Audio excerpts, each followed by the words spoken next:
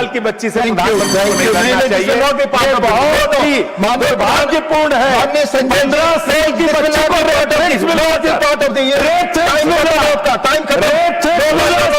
साल की बच्ची को। माननीय श्री संजय सिंह। धन्यवाद मान्यवर, आपने इस महत्वपूर्ण बिल पे मुझे अपनी बात कहने का मौका दिया। मान्यवर, जिस तरह से देश में अपराधों की संख्या बढ़ रही है, हत्या, लूट, बलात्कार, जमीनों पे कब्जा करने की घटनाएं बढ़ रही हैं, उसी प्रकार से जजों की भी संख्या बढ़नी चाहिए और कोर्ट्स की भी संख्या बढ़नी चाहिए, कोर्ट रूम की हालत भी सुधरनी चाहिए। उस दिशा में ये एक अच्छी पहल है सरकार की ओर से। लेकिन मान्यवर, मैं आपके माध्यम से इस सरकार से पूछना चाहता हूं कि देश के जिला न्यायालयों में 5 करोड़ केसेस पेंडिंग पड़े हुए हैं। 5 करोड़ केसेस पेंडिंग पड़े हुए हैं। देश के हाई कोर्ट्स के अंदर 60 से 65 लाख केसेस पेंडिंग पड़े हुए हैं। सुप्रीम कोर्ट के अंदर 96,000 केसेस पेंडिंग पड़े हुए हैं। क्या उसके हिसाब से आपके पास जजेज की संख्या पर्याप्त है? क्या उसके हिसाब से आपके पास कोर्ट्स की संख्या पर्याप्त है? अगर हिंदुस्तान की बात हम लोग करें मान्यवर, तो हिंदुस्तान में 10 लाख की आबादी पर एक जज है। विधि आयोग की रिपोर्ट के हिसाब से, और बार बार आपसे अनुरोध किया गया है कि 10 लाख की आबादी पर कम से कम 50 जजों की नियुक्ति आप कीजिए। निश्चित रूप से आप 33 की संख्या बढ़ाकर 37 सुप्रीम कोर्ट में कर रहे हैं, अच्छी बात है, लेकिन इसके साथ साथ आपको कोर्ट्स की भी संख्या देश में बढ़ानी पड़ेगी। और जो आज आबादी के मुताबिक जजों की संख्या है, हर स्तर पे उसको भी आपको बढ़ाना पड़ेगा।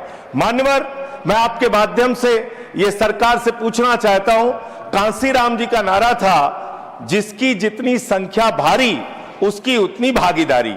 आज मैं बड़ी विनम्रता पूर्वक आपसे पूछना चाहता हूं, सुप्रीम कोर्ट के जजेस में कितने पिछड़े समाज से हैं, कितने दलित समाज से हैं, कितने आदिवासी समाज से हैं, कितने समाज के वंचित तबके से आते हैं? नहीं मान्यवर, उनकी भागीदारी बिल्कुल शून्य है। इसलिए न्याय अगर आप करना चाहते हैं, आज न्यायपालिका हो, कार्यपालिका हो, विधायिका हो, पत्रकारिता हो, सब में बराबर का प्रतिनिधित्व समाज के वंचित, शोषित, पिछड़े, दलित, आदिवासी तबके को देना होगा। इसके साथ साथ मैं अनुरोध यह भी सरकार से करना चाहता हूं, न्याय की स्थापना तब होती है जब ऊपर से लेकर नीचे तक न्याय करता हुआ दिखे। लेकिन बड़े अफसोस की बात है, 15 साल की बच्ची से प्रधानमंत्री लड़ेंगे तो कैसे न्याय होगा? सर, मुझे अपनी बात खत्म करनी है, समय बचा है, समय बचा है। मैं कह रहा हूं, बोलिए आप बोलिए, पर बिल पर खत्म कर रहा हूं, बिल पे ही बोल रहा हूं सर, बिल पे ही बोल रहा हूं, इतनी देर तक बिल पे बोला। सर, मेरा अनुरोध ये है कि सरकार ऊपर से लेकर नीचे तक न्याय करती हुई दिखे। 15 साल की बच्ची से प्रधानमंत्री को नहीं करना चाहिए। बहुत ही दुर्भाग्यपूर्ण है 15 साल की बच्ची को 15 साल की बच्ची को कैसे कब का? धन्यवाद माननीय सदस्यगण, आपको मालूम, प्लीज बोलो जी। संजय सिंह जी पहली बार किसी गवर्नमेंट बिल को समर्थन दिया है और अच्छा पहल है बोला है, अच्छा लगा। प्लीज, झूठ सब संसदीय है, झूठ संसदीय है। संजय जी बैठ जाइए, आप बैठ जाइए, उन्हें बोलने दीजिए। मैंने आपको तारीफ इसलिए किया क्योंकि आपने बिल को अच्छा पहल बोला। दूसरी बात, उन्होंने SC ST रिजर्वेशन जुडिशरी में बताया, ये अपॉइंटमेंट नोटिफिकेशन सरकार जरूर करते हैं, नाम तय तो कॉलेजम करते हैं।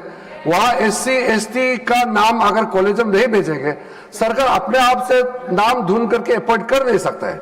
इसलिए कहीं गलत मैसेज ना जाए कि सरकार SC ST का अनदेखा किया गया है, गलत मैसेज ना जाए, इसलिए मैं स्पष्टीकरण करने के लिए खड़ा हुआ। धन्यवाद। माननीय सदस्यगण, प्लीज नो प्लीज। माननीय सदस्यगण, मेरा आप सबसे निवेदन है,